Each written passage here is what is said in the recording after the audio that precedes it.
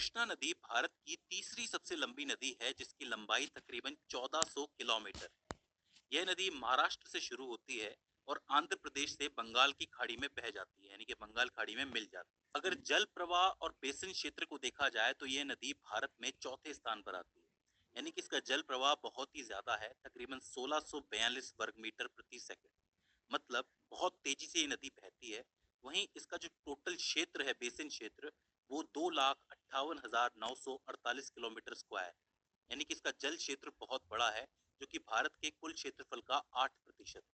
यानी कि काफी जगहों पे पानी की कमी ये पूरी करती है। अब इस बात को ध्यान से समझिए कि इसका जल प्रवाह बहुत तेज है। इसका मतलब ये नदी किसी ऊंची जगह से निकलती है, बहुत ऊंचाई से निकलती है। और अगर पानी तेज बह के आ रहा है तो उससे टरबाइन भी तेज घूमेगी और बिजली भी ज्यादा बनेगी। तो इसीलिए कृष्णा नदी के ऊपर कई सारे ऐसे बांध बने हुए हैं जो बिजली के उत्पादन में और आपूर्ति में बहुत जरूरी है। और साथ ही उन्हीं बांधों का जो पानी है वो सिंचाई के लिए भी इस्तेमाल किया जाता है। तो इसका मतलब सिंचाई में और बिजली उत्पादन में ये नदी बहुत आगे है और बहुत ही अच्छी है। ठीक है, तो अब आप समझ गए कि इसकी महत्वता कितनी ज्यादा है। अब अगर बात करें इसके बहाव की, तो कृष्णा नदी 4 राज्यों से होकर गुजरती है। शुरुआत इसकी महाराष्ट्र से होती है। महाराष्ट्र से ये कर्नाटक जाती है, फिर तेलंगाना जाती है और आखिर में आंध्र प्रदेश जाती है। वहीं से ये बंगाल की खाड़ी में मिल जाती है। तो 4 इंपॉर्टेंट राज्य हो जाते हैं: महाराष्ट्र, कर्नाटक, तेलंगाना और आंध्र प्रदेश। अब इसके रास्ते की शुरुआत हम इसके उद्गम को समझ के कर सकते हैं। इसका जो उद्गम है वो महाराष्ट्र के सतारा जिले में होता है, जोर गांव के पास पश्चिमी घाट में, जहाँ पे महाबलेश्वर श्रृंखला है।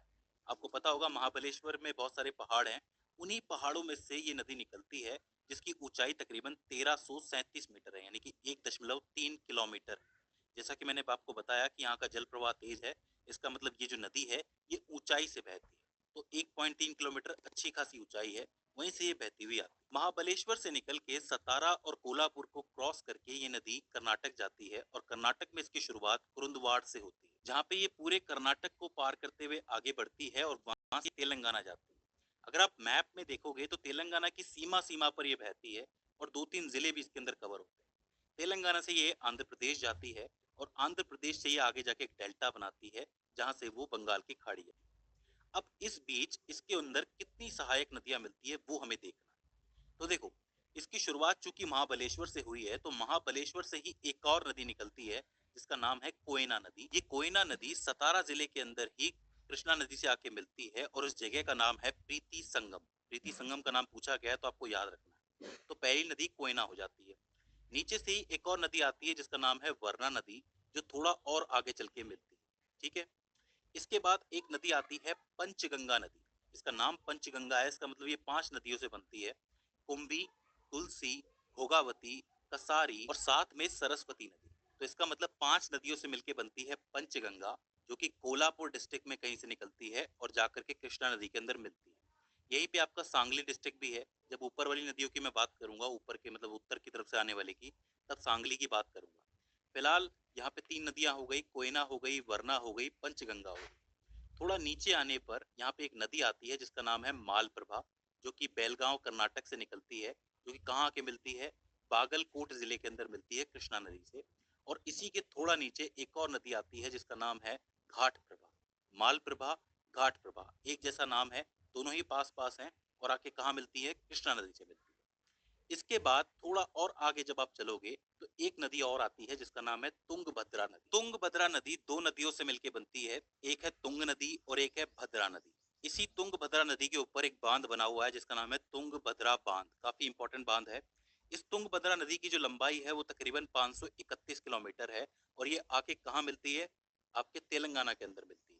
अब कई लोग कंफ्यूज होते हैं कि ये इस कृष्णा नदी की सबसे लंबी सहायक नदी है, लेकिन ऐसा है नहीं एक्चुअली। अगर आप दक्षिण की तरफ से देखोगे तो हाँ, ये सबसे लंबी सहायक नदी है। लेकिन वैसे ऑल ओवर जो सबसे लंबी सहायक नदी है वो भीमा नदी है, जो उत्तर की तरफ से आती है। अभी उसके बारे में मैं आपको बताऊंगा। फिलहाल तुंगभद्रा नदी कृष्णा नदी से मिलती है तेलंगाना के अंदर। अच्छा, ये जो तेलंगाना की और ये आंध्र प्रदेश की सीमा है, इसी के ऊपर 2 इंपॉर्टेंट बांध भी बने हुए हैं। पहला है आपका श्री सैलम बांध और उसके थोड़ा आगे है नागार्जुन सागर बांध। ये दोनों ही बांध काफी इंपॉर्टेंट है। वो इसलिए क्योंकि इससे बिजली आपूर्ति भी पूरी होती है और साथ ही सिंचाई भी देखी जाती है। तो दोनों ही बांध इंपॉर्टेंट है। कौन कौन से? श्री सैलम बांध और नागार्जुन बांध। तो इस तरीके से आपकी दक्षिण की सहायक नदियां जो कृष्णा में जाके मिलती हैं वो पूरी होती है। कौन कौन सी है? कोयना है, वरना है, पंचगंगा, मालप्रभा, घाटप्रभा, तुंगभद्रा। ठीक है, इस चीज को आपको याद रखना है और साथ ही ये दो बांध भी याद रखना है। इधर मैंने आपको कोयना बांध भी बताया था और तुंगभद्रा बांध भी बताया था, ये भी आपको याद रखना है। अब बात करते हैं उत्तर से आने वाली नदियों की। तो देखो, उत्तर से ऊपर से एक नदी निकलती है जिसका नाम है येरला नदी, जो आकर के मिलती है सांगली डिस्ट्रिक्ट के अंदर। इसके बाद पुणे से एक नदी निकलती है भीमा नदी, जो कि बहुत लंबी नदी है, तकरीबन 861 किलोमीटर की, जो चलती हुई आती है और सीधा रायचूर पहुंचती है। रायचूर यहाँ पे एक जगह है और यहाँ आके कृष्णा नदी से मिलती है। और ओवरऑल यही सबसे लंबी सहायक नदी मानी जाती है कृष्णा नदी। ठीक है, तो इस चीज को आपको याद रखना है, भीमा नदी 861 किलोमीटर की। इसी के बाद से तेलंगाना ठीक तरीके से शुरू होता है। ठीक है, इसके आप थोड़ा आगे जाओगे तो एक नदी आती है डिंडी नदी। डिंडी नदी जो होती है वो आपके नागार्जुन सागर बांध के पास कहीं आके मिलती है। और इसके तुरंत बाद थोड़ी दूर एक और नदी आती है जिसका नाम है मूसी नदी। मूसी नदी एक काफी महत्वपूर्ण नदी है क्योंकि ये तेलंगाना के ऐसे रास्ते से गुजर के आती है जहाँ पे बीच में हैदराबाद पड़ता है। तो पूछा जा सकता है कि हैदराबाद से कौन सी नदी निकलती है, तो मूसी नदी, जो कृष्णा नदी के अंदर आकर के मिलती है। थोड़ा आगे एक और नदी आती है जिसका नाम है पलेरू नदी, जो कि यहाँ कहीं आके मिलती है।